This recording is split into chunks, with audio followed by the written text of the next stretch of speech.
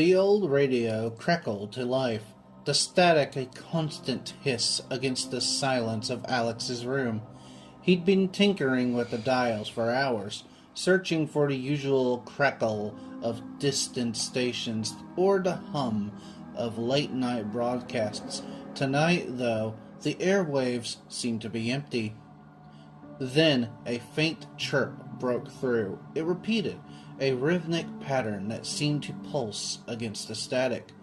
Alex adjusted the tuning knob, the chirp growling clearer. It wasn't Morse code. It was something else. A series of rapid tones, an unknown language, or even maybe a coded message. Intrigued, Alex grabbed his notebook. He started logging the signal, sketching the pattern of the chirps and jotting down any variations. Hours melted away as he became fixated. The rhythmic chirps filled the room. Exhaustion finally won, and Alex stumbled to bed, the strange signal echoing in his ears. The next day, the signal was back, stronger now. The chirps were intercepted with a low hum, creating an unsettling harmony. Alex spent his free time glued to the radio, the static becoming a constant companion.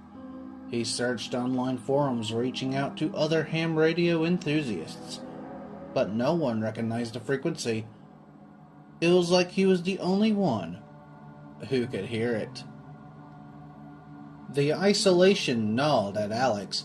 His friends worried his grades slipped, but the signal pulsed with a strange allure. He felt a connection, a morbid curiosity that he couldn't explain. One evening, a new sound emerged from the static, a distorted voice, a faint pleading, speaking in a language Alex didn't understand. A shiver ran down his spine. This voice spoke again, a sense of urgency crackling through the static. Then abruptly, silence. The room felt heavy, the radio humming ominously. Alex stared at the dial, a cold dread settling in his stomach. The voice, the urgency. What did it mean? What story was hidden within the static? He slammed the radio off, the silence thick and suffocating. But the signal, it lingered in his mind. The strange rhythm, a constant reminder. He was the only one listening. And the mysterious frequency x.xx gnawed at him, a puzzle begging to be solved. The silence after the distorted voice was deafening. Alex stared at the radio, the chrome knobs glinting accusingly in the dim light. He wasn't sure what he'd heard, but a primal urge to understand gnawed at him. The next day, the rhythmic chirps were back, but the voice was absent. Alex spent hours hunched over his desk, scouring the internet for any information about the frequency. He delved into obscure radio forums, contacted university linguistics departments, even reached out to a ham radio operator stationed overseas. All dead ends.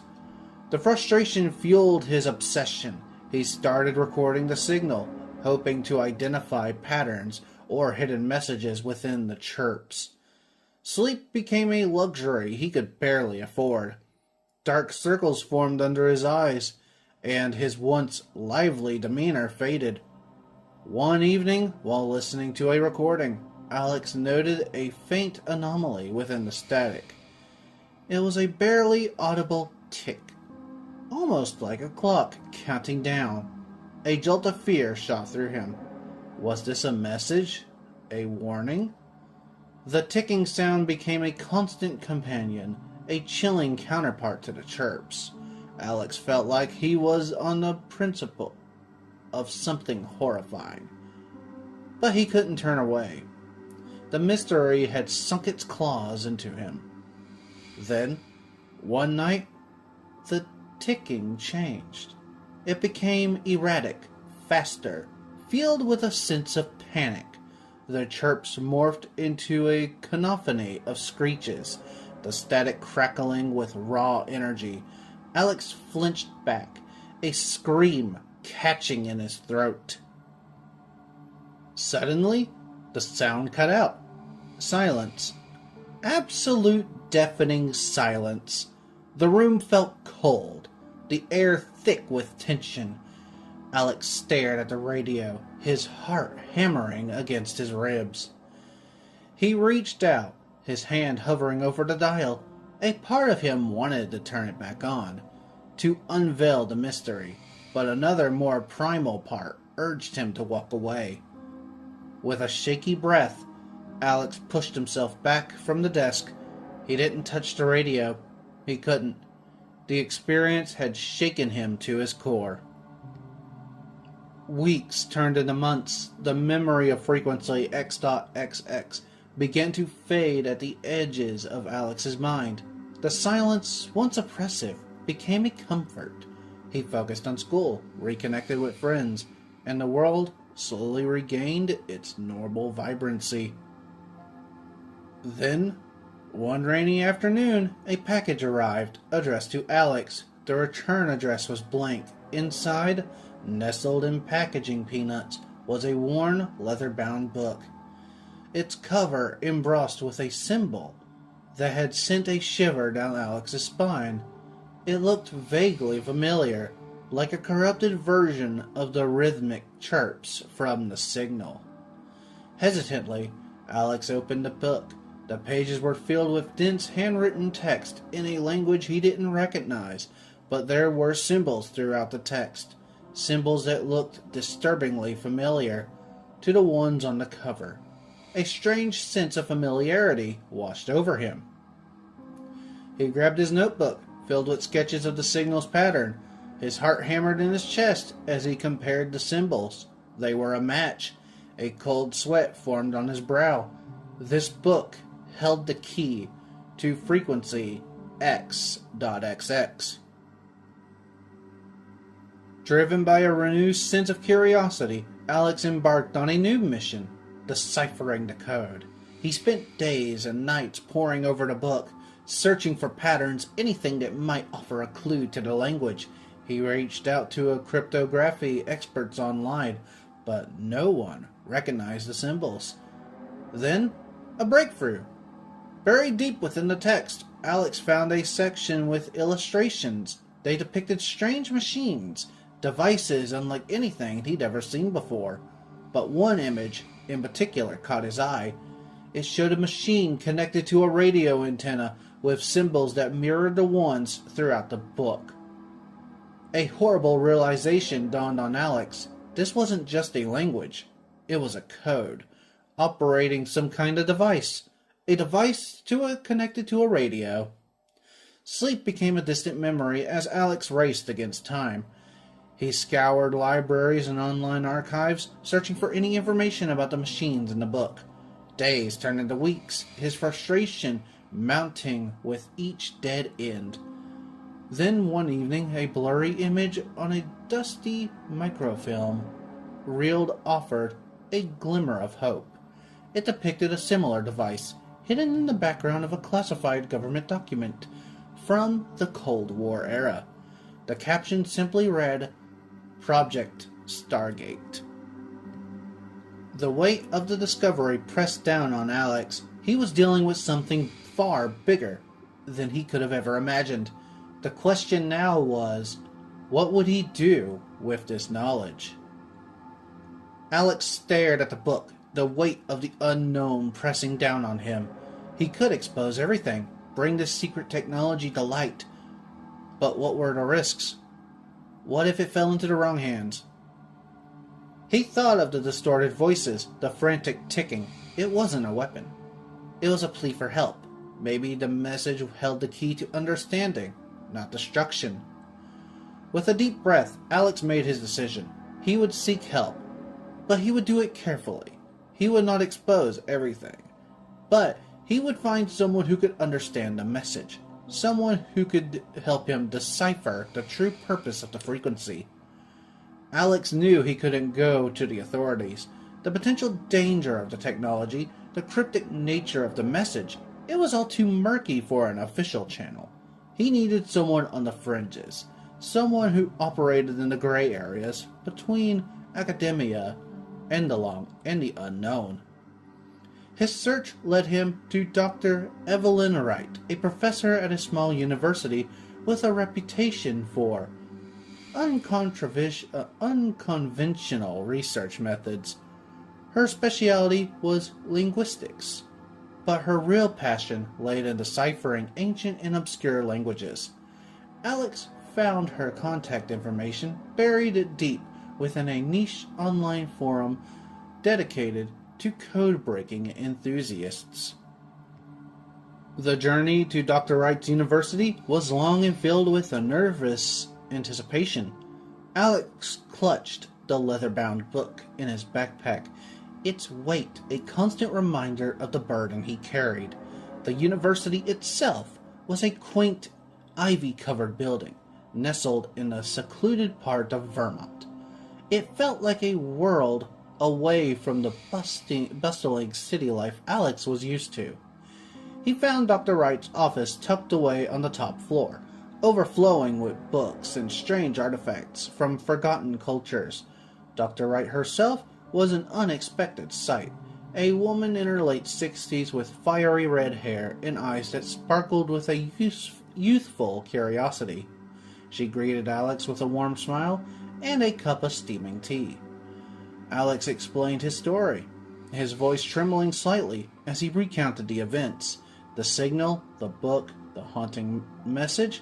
Dr. Wright listened intently, her gaze fixed on the worn leather cover of Alex as Alex placed the book on her desk.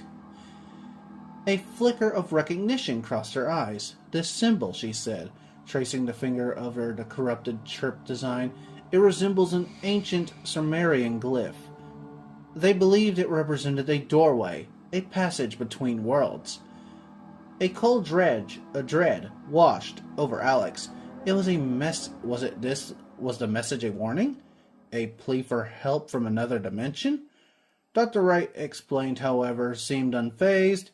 Her eyes shone with an excitement, as if she flipped through the book, her fingers tracing the symbols. "This isn't just a code," she declared, her voice filled with a thrill. "It's a language, an entirely new system of communication, and judging by the complexity," she trailed off, her brow furrowed in concentration. "Judging by what?" Alex pressed, his heart pounding with a mixture of fear and hope. "This language," Dr. Wright continued, her voice hushed, "it seems designed to manipulate radio waves to transmit information across vast distances." The implication hung heavy in the air. This wasn't just a message. It was a way to send messages across space, perhaps even time. The book held a key to unlocking the cosmic conversation, one that humanity might not be prepared for. Dr. Wright, however, was invigorated by the prospect. Here was a chance to decipher a language unlike anything or any other, to push the boundaries of human understanding. Together, they embarked on a collaborative effort. Days turned into weeks as they pored over the book, comparing symbols, searching for patterns. Dr. Wright's expertise in ancient languages proved invaluable. Slowly, painstakingly, they began to crack the code.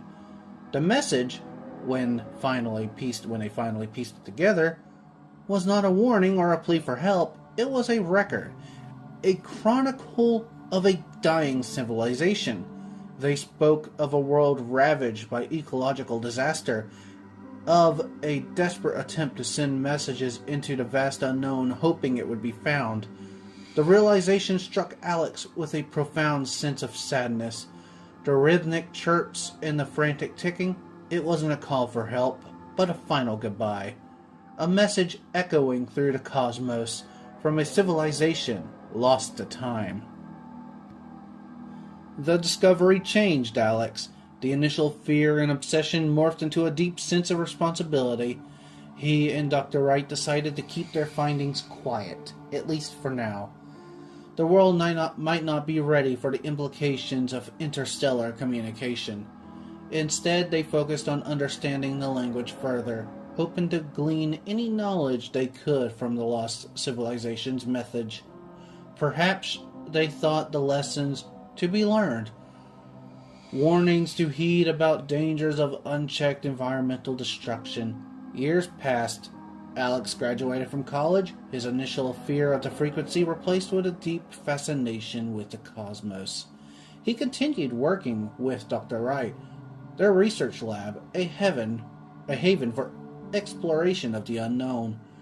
One evening, as they were reviewing their latest translation, a new symbol emerged from the text. It was faint, almost hidden, but unmistakable. A symbol that resembled a question mark. A jolt of realization shot through them. The message wasn't just a goodbye, it was an invitation, a desperate plea for a response. The question hung in the air. A challenge unlike any other. Were they alone in the universe? Hello everyone, this is the Sleeping Wendigo, and I hope you enjoyed the video. If you did, don't forget to leave a like, share, and subscribe so you don't miss any videos I post. And, if you want, you can check out my Twitch, Rumble, second YouTube channel, my Twitter, and merch store. Links to all of these will be in the description down below.